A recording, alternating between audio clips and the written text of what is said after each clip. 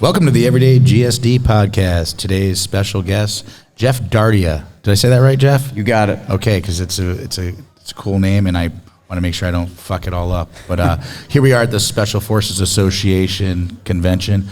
Jeff, you've got a resume here that's quite impressive. I don't think I can go over the whole thing because I think my listeners it'd be the Darin Bibeau Everyday GSD show, and it's really all about you. So I am going to mention some highlights. 27 years active duty. You're still currently on active duty, so thank you, Master Sergeant, for coming. 22 years active. Oh, I'm sorry, 22. Yes, it does say 22. And I'm not that old. Yeah, and 20 of those years are in Special Forces. Yeah. Green Beret. You've done just under 10 deployments. You do have some injuries from TBI and toxins. You were a CBQ instructor. I'll have you explain what that is to the audience here in a little bit. You've had over 1,000 blasts. You've also been shot in the head. Fortunately, you had a helmet on, but I'm sure that was a good ringer for your head that clearly causes some TBI. You're a Master Sergeant. You're also a volunteer and one of the founders of Task Force Dagger Special Operation Foundation. So just one of the programs in the foundation. Okay, I founded that in 2012. Yep. Okay. So Jeff, I mean, let's just jump into this. You're a pretty fucking badass dude, and I'm thankful for you to be on the show. Obviously, this show is about everyday GSD, and you're a speaker here at this event, and you're going to be talking about some really cool stuff. But let's talk about your history, and you're an everyday GSD guy, so let's share your story with the audience. All right, so straight out of high school, straight in the military to be a frogman, actually. Okay. Started out in the Navy with a BUDS contract in the DIFAR program, and actually went straight through BUDS through phase 3, my first go at it, and then got med dropped and medically discharged out of the Navy 2.5 weeks before graduating, and was basically ripped out of the family and the environment that I dedicated my whole life to. So talk about, the resilience part of not having a mission, purpose, focus, and identity. And that was a pretty tough pill to swallow at the age of 21. Didn't have a backup plan. And so...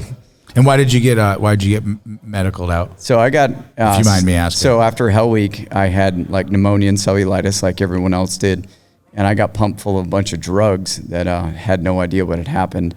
Fast forward to Wednesday in Hell Week, I bifurcated my left Achilles tendon, split it in two down the middle lengthwise, didn't know it, just thought it was tendonitis, kept going all the way through training. But I started getting sick, like ear, nose, and throat, busted my eardrum in phase 2, kept going on it, and they kept pumping me full of antibiotics just to keep me in training.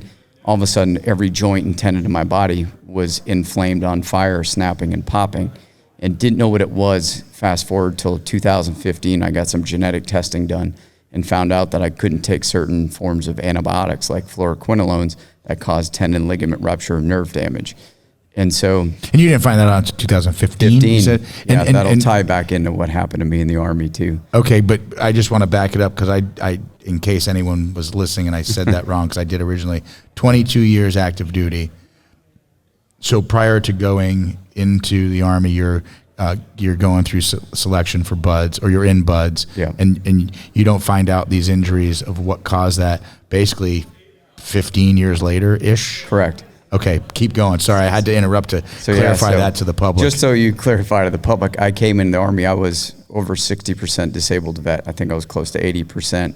At 22 years old, voc rehab, going to college, had my own small little ATM business and worked for Red Bull. And then September 11th happened, and I was like, all right, this is not where I want to be anyway. I want to go back and finish when I started, and started that journey to get back in to be a commando. But I'll just leave it at this. I ended up with an 18 X-ray contract and came in Special Forces and went straight through the entire pipeline. So get shit done, right? That's what I had to do. It wasn't an easy journey to get there. But, fast forward coming into the Army, when I came off all the drugs, when I got back out in nature, got back to surfing, mountain biking, and skiing and doing all those things, my body started responding properly to that. I started getting better. And when fast forward coming into the Army, when they started putting drugs back into me, like mefloquine and certain antibiotics, my body started going right back to where I was. That was like the light bulb that went off. I was like, okay, I've been through this before. Something's up. This isn't just, it's all in your head. My body's responding to something in my environment, and it's not responding well. I need to figure this out. And so what do you do? So, I mean, you're getting pumped with these drugs that they're saying that are fixing you because you're injured or you're sick, and really it's causing more damage. Right. So I did 3 pretty much back-to-back deployments in Afghanistan. We were forced to take mefloquine, at least my first 2 trips. And when I started taking that drug, I started getting all the same feelings I was getting as I did in the Navy. You know, I was insomnia, anxiety. What'd you say, Justin? What is that drug exactly? So mefloquine, or Lariam as it's known, is an Lariam? Yeah. So I took it for 2 years. Yeah. So you know every exactly Wednesday what that drug is. So yeah. So an anti-malarial prophylaxis, right? You're forced to take it every Monday. Manic Mondays, mefloquine Mondays. Oh, for me it was every Wednesday. It's psychotropic drug, right? So it causes hallucinations, dissociation. They're giving this to soldiers?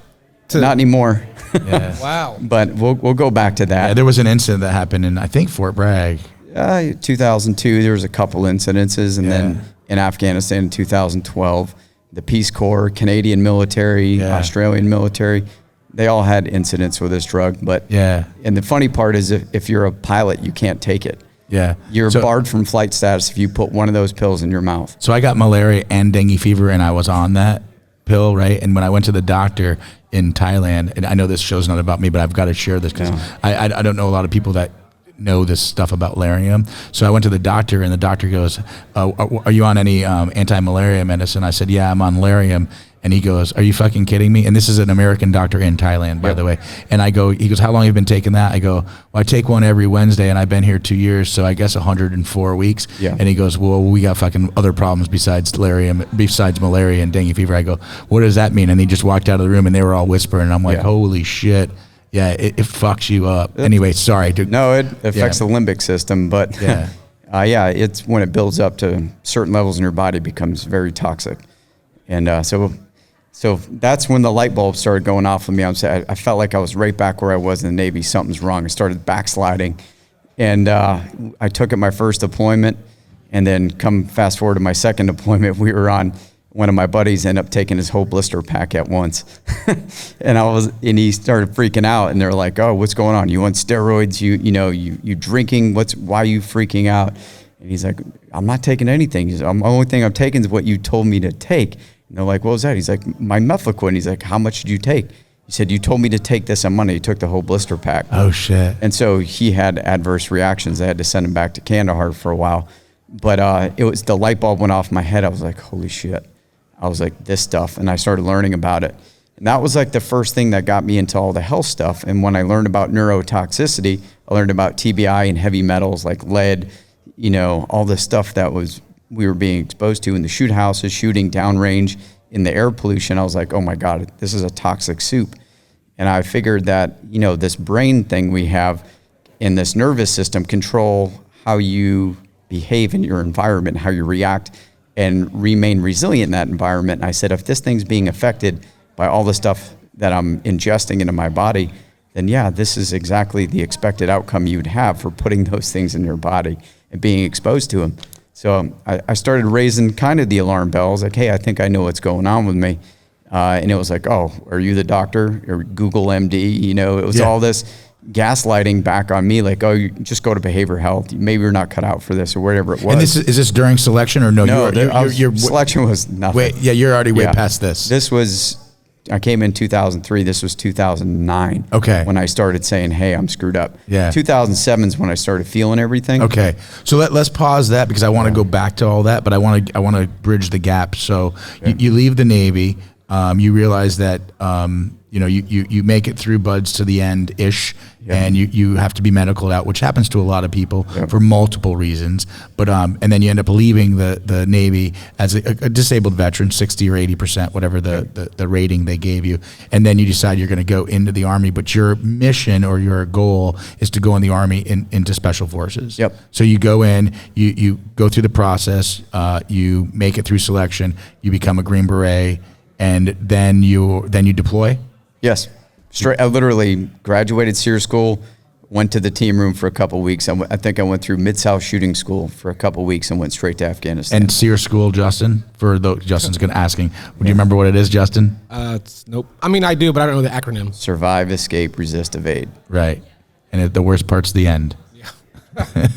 Yeah. Anyway. Yep. Okay, so you go through all that. Now, boom, you go straight to fucking war. Yep. Literally straight to war. Yeah, And then and came back, went straight back to war, and came back, went straight back to war. Right. Yep. Family? So yes, at that time I was married. Yeah, so that's real good for the marriage. Yeah, between my second and third deployment, had my first and only child. Okay. Yep. Okay, so you're doing multiple deployments, and you're being, for lack of a better word, poisoned by yeah. So the stuff, it wasn't war. I always joke and say war is the safest place I ever went, but it was the stuff in my environment that I was being exposed to. So I got pulled for SWIC duty, for instructor duty in 2009. And what's SWIC for the listeners? Special Warfare Center in school, and that's where we go as instructors right. to give back to the force. And I got out of that assignment, went to become a Special Forces Advanced Urban Combat Course instructor, SFAWIC, and we taught 6-week courses of advanced urban combat, CQB, close quarters battle. Yep. And breaching, mechanical, explosive breaching, and then low vis stuff like, shooting plain clothes. And we shot over 180,000 rounds of 5.56. And how many? Over 180,000 rounds per class. Per class. Not just myself. No, the whole yeah. entire class, but exposure, right? Yeah. And then how many classes were you running? So we did about 6 to 8 a year, depending on if we had 180,000 rounds. Train ups. Fucking blowing off in your ear. Yeah. So, and then over 150 charges per class. 150 charges. Explosive charges. Yeah. And for the people who don't know, just one explosive charge is comparable to what? Equivalency about a quarter pound of C4. Yeah. So, and then P for plenty back then. So we were getting rocked and rolled in the shoot houses, and in some of the shoot houses in Fort Bragg, very narrow hallways, cement. Yeah, echo chambers. Echo chambers. Every time a blast wave hits a wall, magnifies it by 9 times, right? So imagine that being in the basement or hallways of some of these buildings. We were explosively breaching. Right. And for context, the students would do 3 or 4 at a time and then rotate out. But you had little rubber earplugs in, right? Yeah, 3M. Fighting that lawsuit right now. Yeah, I was like, 3M, yeah. I get every 5 seconds on Instagram, you see those stupid things. Yeah.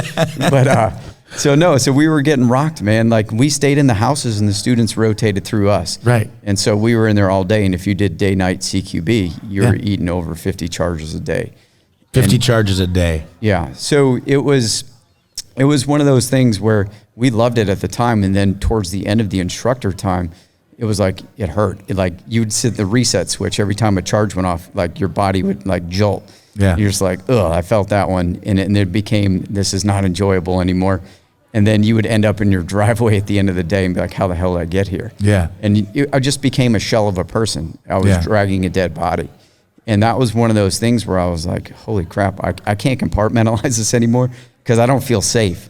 Right. Like, I didn't feel safe. Like, I just felt like I was present, like there in body only, but my mind was totally gone. And the only time my mind worked was when someone would try to kill me or sleep with me, right? Yeah. So that was the only 2 times when my nervous system was ramped up. Death and sex. Yeah, exactly. So it was one of those things where I was just like, okay, I need to get help. And so I didn't care about my career at that point because it got so bad. Literally, I always tell people, one bad day away from suck starting a pistol, right? That's no exaggeration. And got to the point there, knew it wasn't right, and knew, if it wasn't for my daughter, I probably wouldn't be here. Right. And so I was like, I don't care. I'm going to fix myself. And when I started learning about all this stuff, I was like, oh my God. Not only is it blatantly obvious what it is, it's overlooked. And we're not even looking at the most important thing that controls how we react and adapt to our environment, which is our brain and our nervous system. And I said, okay, man, this is like operating a weapon. This thing in our brain housing group literally, takes feedback from the environment and says yes or no, or fight or flight. We don't do the flight part, or feed and breed. And we did the fight part and the breed part pretty well, but we didn't do the maintenance part or, repair the damage we were doing all day. Right. So that whole work-life balance Extensive thing, damage. Extensive damage. Yeah. And then adding toxins on top of the brain injury and the blast overpressure, and then sleep deprivation, and then all things fun, alcohol, tobacco, and fornication. That was how we managed stress. Right. And so when you look at alcohol, group 1 human carcinogen, tobacco products carcinogen. Yeah. I didn't get any STDs, thank God, but for some people, they can be carcinogenic, right? Yeah.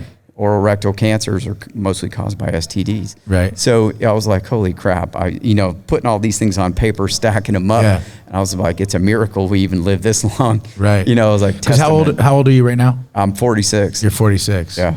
And your body's been abused. Yeah. Used and abused. Yeah. Yeah.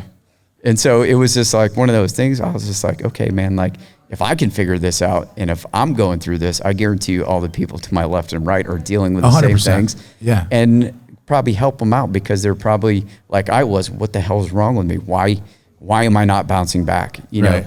Why is my environment having way more of an impact in my mind than all the other people? But right. in our community, we don't self-identify.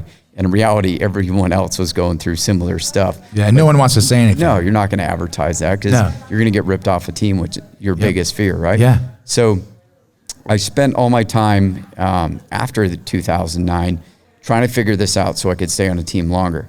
And so it became like, hey, man, you're saying all these things are going to kill you. I said, hey, you're going to die. That's guaranteed. Yeah. Especially in this career field, getting maimed or killed is pretty much a guarantee. Guaranteed. But I said, hey, man, like, if you want to perform optimally in combat and increases your chances of survival, you probably want that nervous system thing to be firing properly. Like, I always use the weapon analogy, right? Right. You're not going to use and abuse the shit out of your weapon and never clean it. Right. It's life-sustaining. Yeah. And for us that live by a gun, we know that maintenance is important to keep that thing firing. Right. Same thing with your brain and your body, right? You want to keep that thing optimal so your chances of survival are increased. Most importantly, it was quality of life. Right. I gave up a ton to come in the military. I wasn't one of those kids that go to war, go to jail, or hated my dad or whatever it was. I had an awesome life growing up. I had the picture perfect childhood.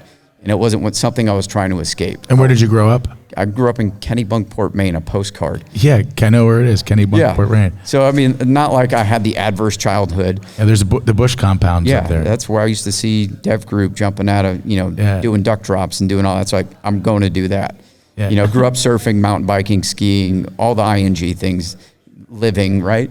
And it wasn't like, I need to escape this. I literally lived in the most beautiful place in the world. Yeah. So, when I retired, I didn't want to be a burning ball of shit. I said, I want to go back and do all those things that I grew up doing and loved doing. I want to enjoy life. I don't want to be like, hey, Jeff, who are you?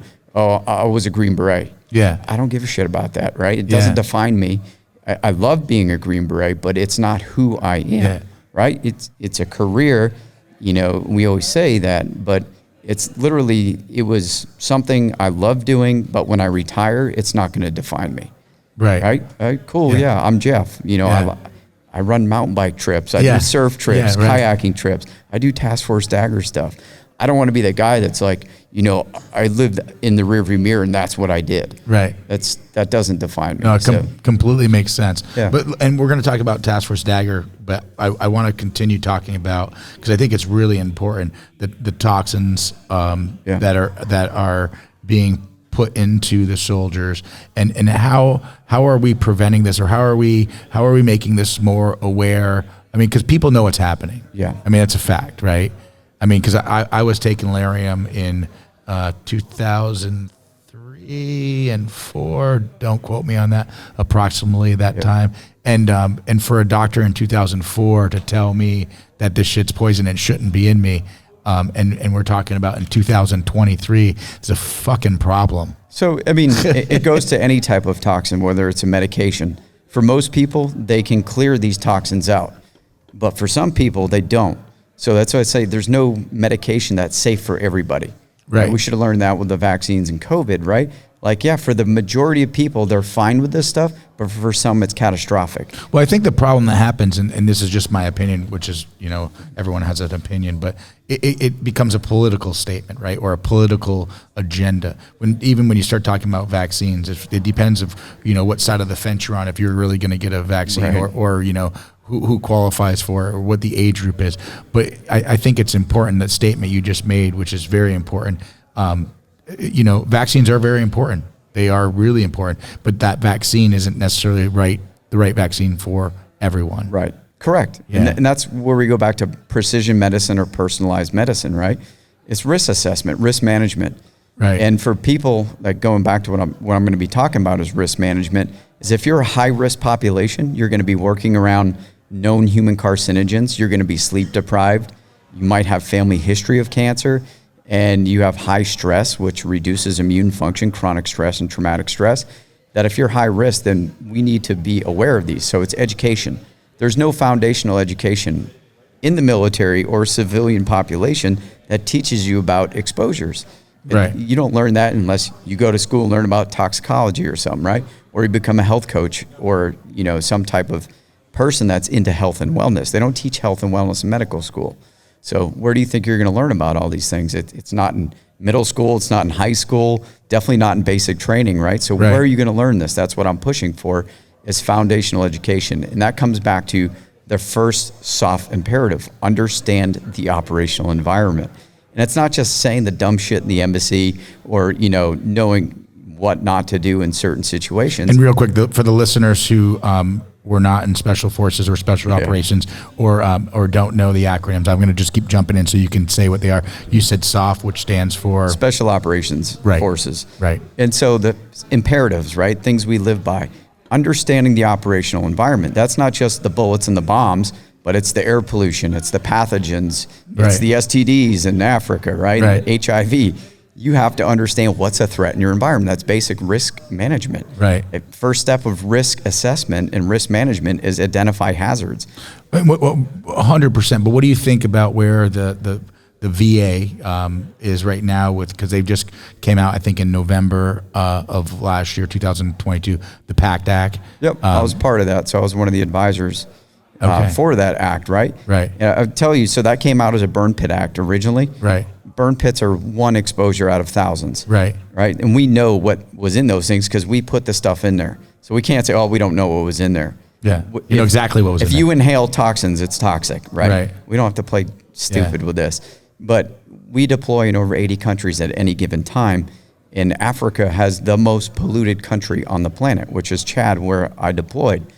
And when you go to those places, you're breathing in known and probable human carcinogens. And it doesn't take years, months to get affected by this stuff. It's days. Within 24 to 48 hours, you're damaging your DNA. Right. From stuff that does not belong in you. It's foreign to your body and doesn't belong. And so before I went and deployed these places, no one ever told me about air quality or air pollution or any of those things. Thank God I knew about it before I went and was able to do stuff while I was there to minimize the exposure. And that's all we're trying to do. We're not, this isn't about, being risk adverse. We're going to deploy anywhere on the planet at any given time. It's not going to affect recruiting and retention. You don't see firemen, right? You look at firefighters. Right. Do you ever see, a shortage of firemen applying? Right. There's a wait list, sometimes up to 6 years. Yeah, it depends on what department. Depending on what department, Yeah. especially in a good city where people want to work, right? Yeah. And they know what the risks are for cancer Yeah. and substance abuse and suicidal ideation, right, in first responder community. It's not just a military problem. Right. It's a lifestyle and environment problem, right? Right. So if we know that lifestyle environment's high risk, then what are we doing to mitigate that risk? It comes to education, make better decisions.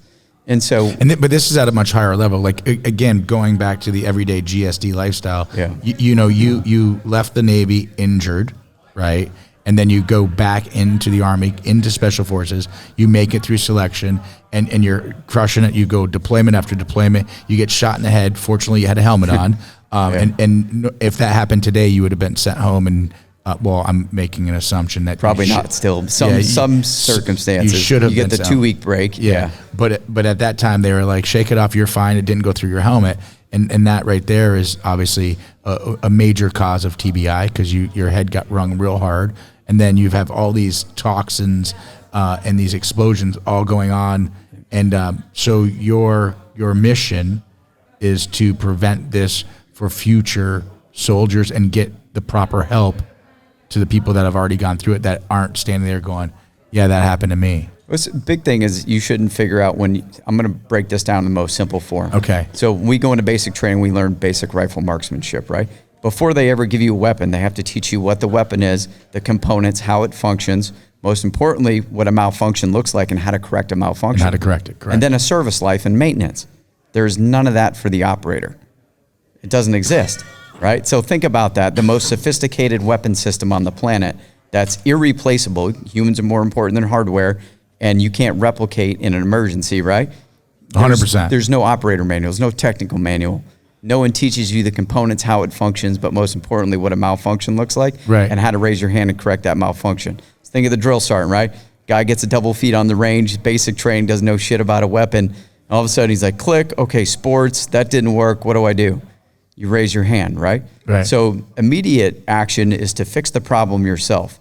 I want to teach immediate action. So when people are malfunctioning, they can do that immediate action. Most importantly, if they do everything they're supposed to do to correct that malfunction, it doesn't work, raise your hand, get a higher level of care. So it goes back to Army sustainment, 2-level maintenance.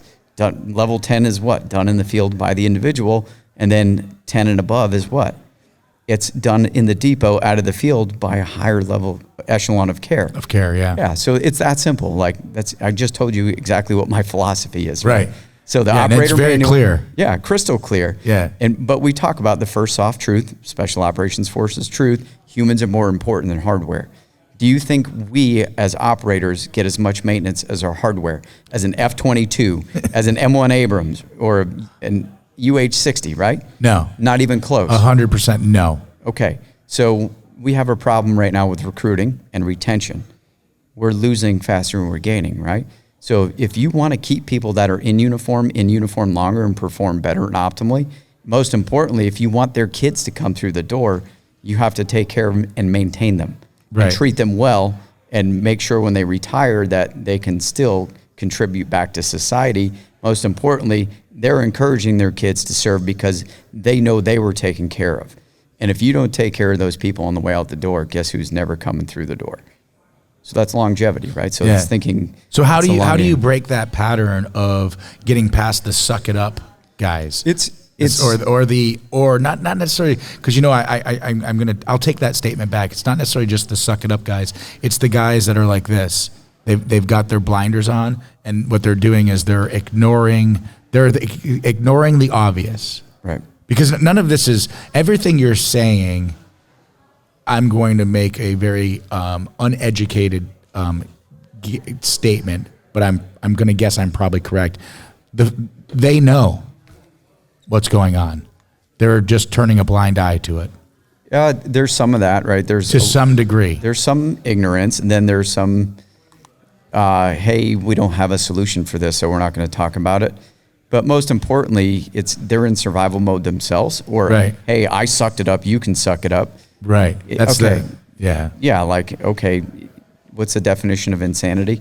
Right. Okay, so we lose more people to suicide and cancer than combat. Right. Suicide and cancers kill more people than Al-Qaeda and ISIS and every other terrorist group known to man. Yeah, probably together. Together, yeah. Absolutely. Yeah. And what are we doing about it? From my old job, as an intel guy, when I was an 18 Fox, is that my job was force protection. Explain what 18 Fox is. So Special Forces Intelligence Sergeant. My job was force protection. It was to identify all the hazards in my environment, mission analysis, and then protect my people from it and develop a plan, a strategy to mitigate that risk, but be proactive and exploit those things against the enemy. Yeah. Right? So I was like, apply that to us.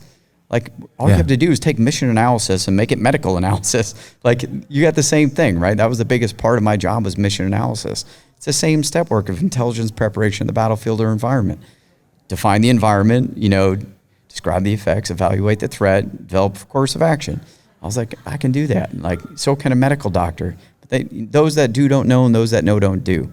Right? Say that again. So those that know don't do, and those that do don't know.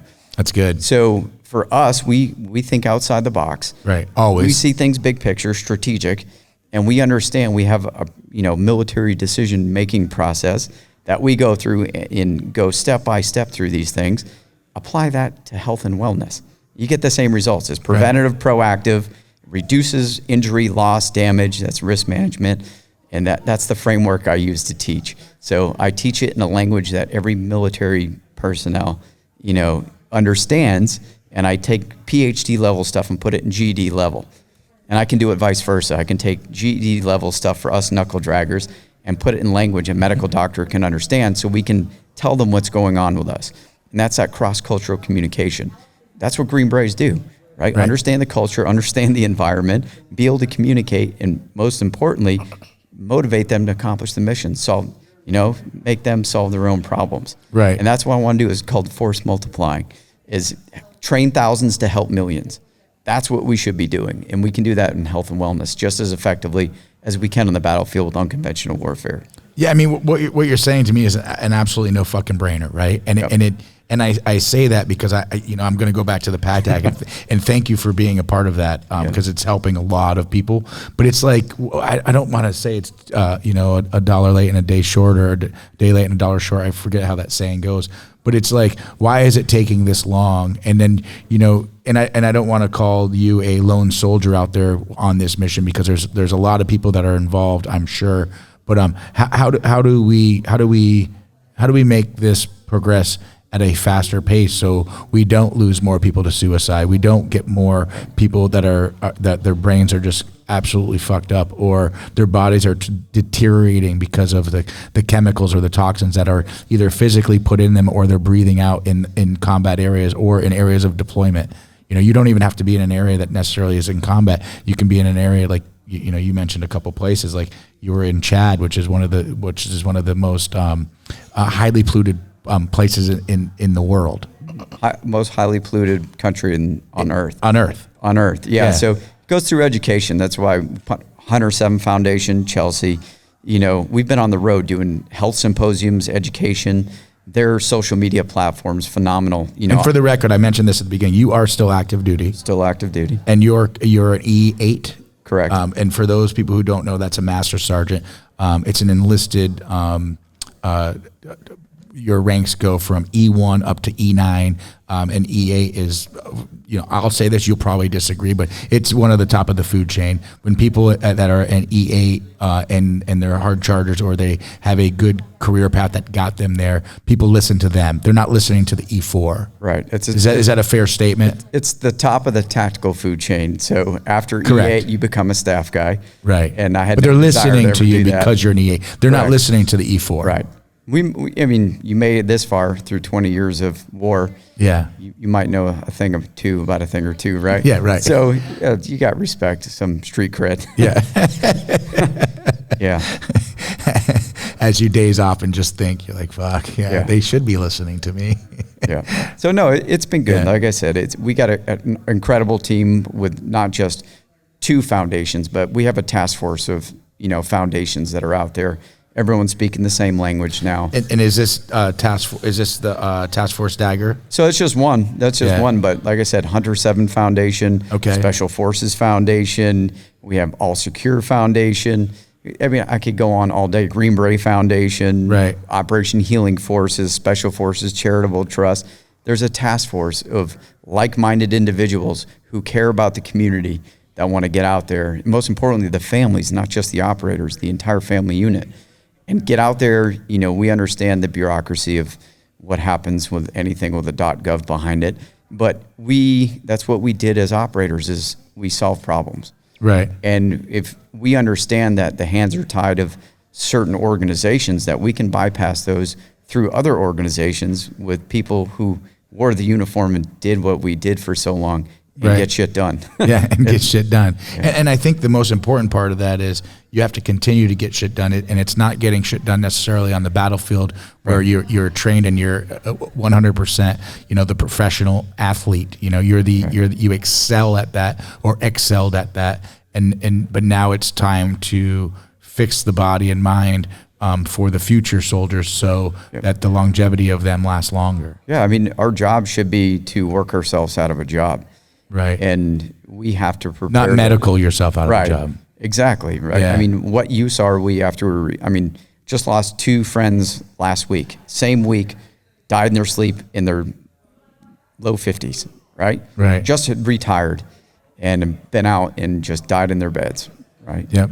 It's not the age, it's the mileage, it's the environment and the lifestyle. Right. And that's what I'll be talking about tomorrow. But it goes back to, and when he says tomorrow, because this show's going to air later, he is one of the guest speakers here at the Special Forces Association convention, which is where we're at right now, where there's several hundred Green Berets, former military guys here, and women here, learning and sharing their knowledge of either their history and or things that are going to make people's lives better living today or for the future of the current soldiers. That's a pretty correct statement. Absolutely. That's all I care about is, like I said, help our family. This is our family. This isn't just a military problem. It's not just a special operations problem.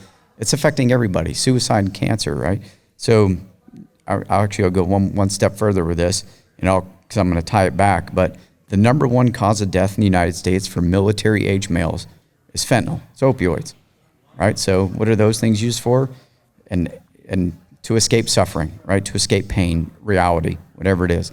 Number two for the same age category is suicide. What is that? That's a permanent escape. So suicide and fentanyl are the two leading causes of death for the future service member. Think about that and say it out loud. Yeah. And where it is 95% of the world's. Actually say that again for the listeners. So number one cause of death and number two causes of death, fentanyl and suicide, are the leading cause of death for the future fighting force of America. Yeah. And think about where 95% of the world's fentanyl comes from. Yeah. I'll leave it at that. Yeah. All right, so force protection, mission analysis, looking at the biggest threats to our future fighting force, besides obesity, besides low IQ and criminal records and drug use, is these people are dying before they can even get in uniform. Right. That's a problem. It's a big fucking problem. Yep. And it's guys like you that have worn the uniform for over 20 years, multiple combat tours. And I'm going to keep going back to this, and you probably don't want me to, but shot in the head with a helmet on. Thank God you had a helmet on. You're here today. But, there's times where you thought about taking your own life, and you didn't. And because of that, you're here to share your story and help people, take the gun out of their mouth, literally. Yeah. And so they don't go down that road that you cannot come back to. Absolutely. Like I said, I loved life. I loved life before I came in the military. I loved life in the military, and I love life right now. Yeah. But when I started having those thoughts and those feelings, I knew it wasn't right. Right. And, I don't quit anything. So I wasn't about to quit life. It's not in your blood. Never want to do that and drag your family through that. Most importantly, your loved ones, your friends. It wasn't an option, and I knew I had to fix myself. And when I learned how to fix myself, the natural thing to do was help the others, because you knew exactly. I know why people are getting cancer and killing themselves. Right. I can tell you exactly why.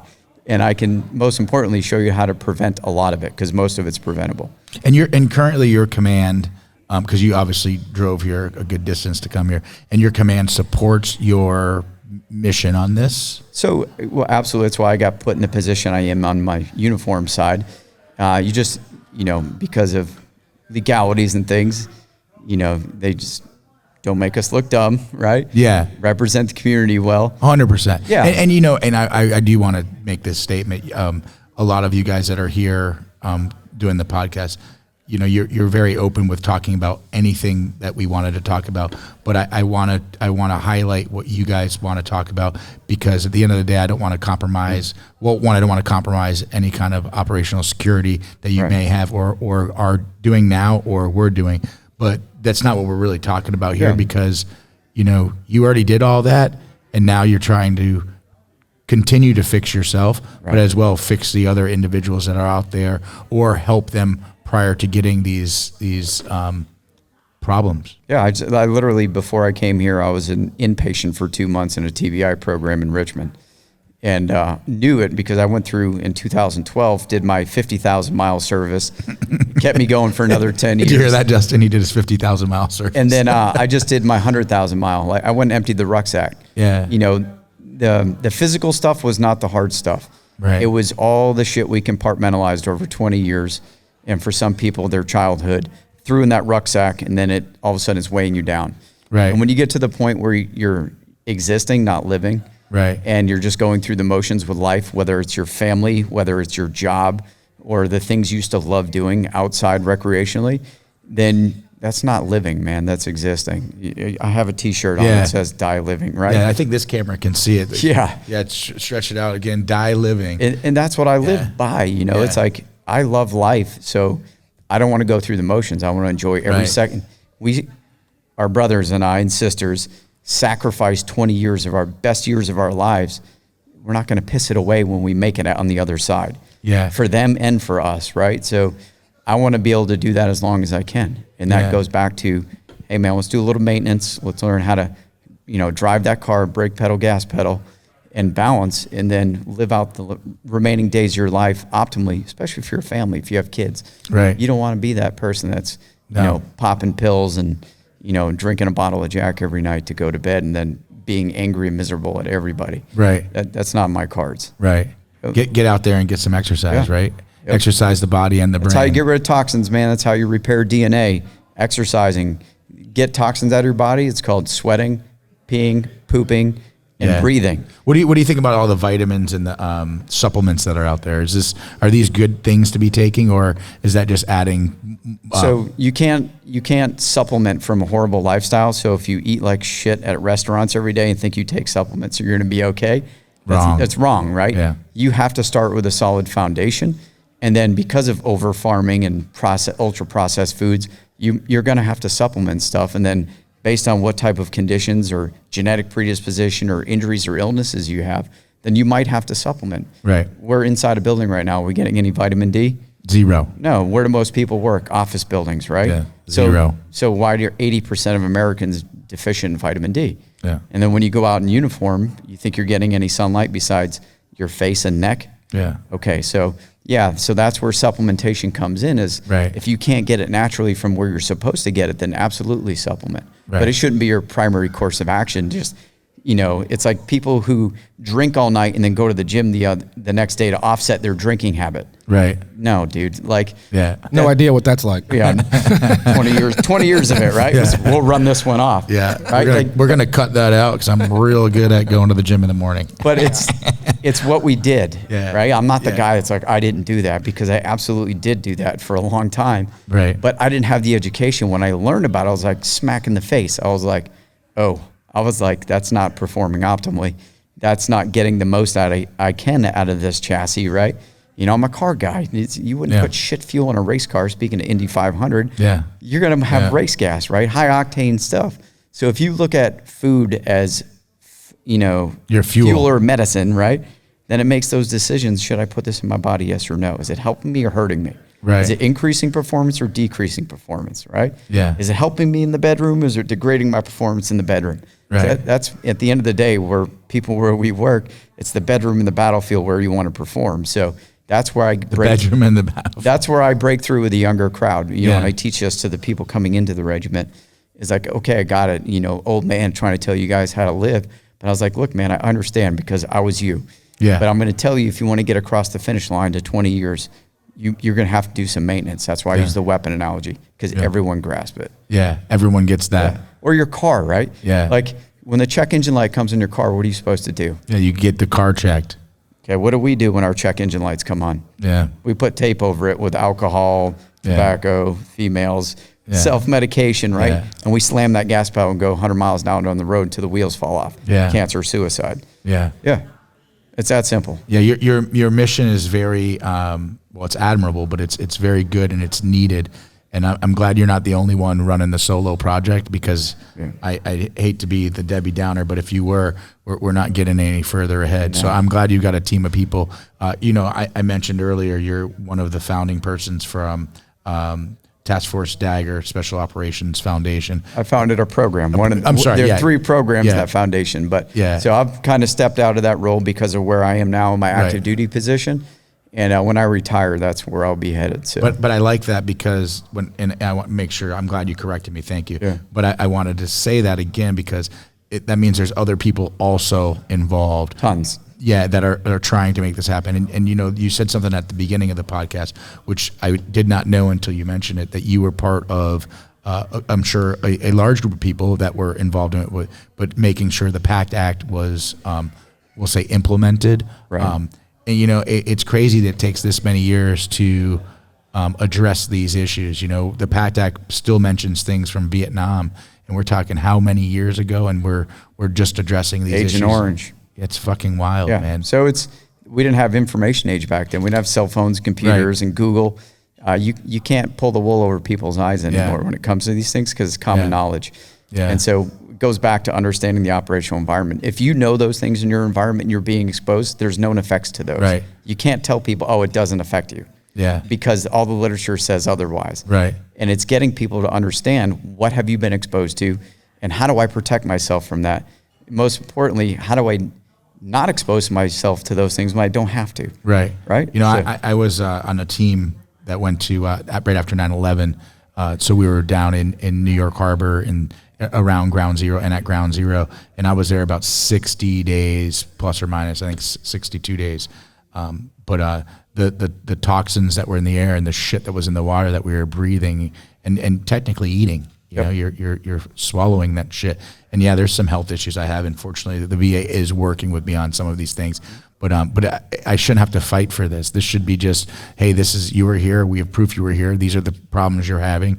How do we fix you and help you and compensate you? It should never be. You have to. I call it the healthcare system and the VA system. It's like the Legend of Zelda. You have to go on a quest to get an appointment, battle the boss to get a diagnosis, and then 2 weeks later you get a new provider and you have to go through your quest again, start over again. Yeah. It's literally the Legend of Zelda, right?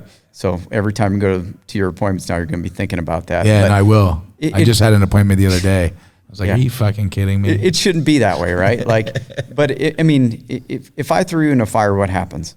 Your skin burns. Okay, that's an appropriate expected response, right? Yeah. So if I throw someone in the most horrible environments on the planet for 20 plus years, what's going to happen?